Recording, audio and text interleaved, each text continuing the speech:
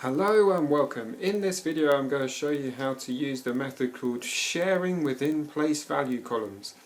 This method is usually used in year 3. So here's my sum. 58 divided by 5. So the first thing I'm going to do is partition my 58 into 50 and 8.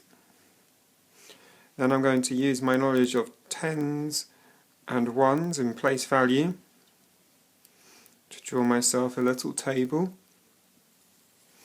Now this is the key part.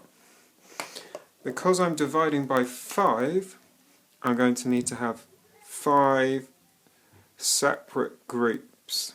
So 1, 2, 3, 4 and 5. So because I'm dividing by 5, I'm sharing it out between these 5 groups. So I'm going to start with my tens column. I've got 50 or 5 tens. So I'm going to share those out first of all. 1, 2, 3, 4, 5. Oh, that's nice. So it shares out equally and fairly. So I've got 1 10 in each of my 5 groups. Let's go into my ones now. So I've got 8 ones. So I'm going to share those 8 ones out among my 5 groups.